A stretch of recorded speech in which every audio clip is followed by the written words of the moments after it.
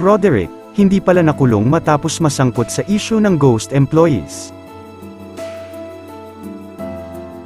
Usap-usapan nga ngayon sa social media, ang komedyanteng si Roderick Paulotti matapos nga siyang ma-interview ng talent manager na si OG Diaz.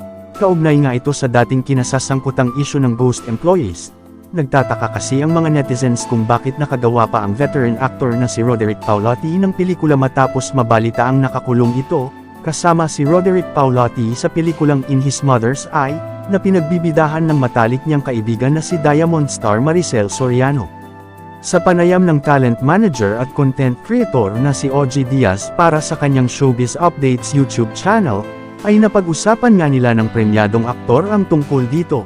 Nabanggit ni Papa OG sa dating konsehal ng Quezon City, na maraming umanong nagtatanong at nagtataka kung bakit kasama ang komedyante sa pelikulang In His Mother's Eye, samantalang ang pagkakaalam nila ay nakakulong ito. Last January, naglabas ng resolusyon ang korte na nagpapatibay sa hatol na pagkakakulong kay Roderick dahil sa kasong kinasangkutan nito kaugnay ng mga ghost employees sa kanilang distrito. Paliwanag ng veteranong komedyante, hindi raw siya nakulong sa kabila ng inilabas na hatol ng korte laban sa kanya. Once and for all, hindi po ako nakulong, paglilinaw ni Roderick.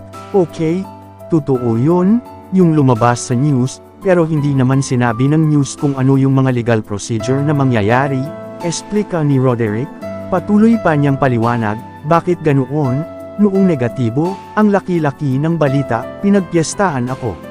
Pero bakit noong inakwit ako at dinismiss ang kaso ng Court of Appeals, bakit hindi niyo rin pinagpiestahan? So I find it unfair, ang hinanakit pang sabi ng komedyante. Ayon pa kay Roderick, matagal nang na-dismiss ang kasong isinampa sa kanya pero patuloy pa rin umanong lumalaban ang mga taong nagsampa ng demanda laban sa kanya. Matatanda ang kinasuhan ng graft si Roderick, dahil sa pagha-hire umano ng mga ghost employee noong nagsisilbi pa siya bilang konsehal ng Quezon City.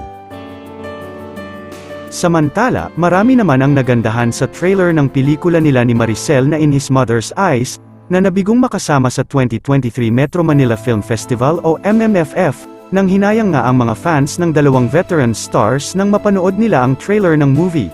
Dahil naniniwala sila na isang potential blockbuster sana ang pelikula.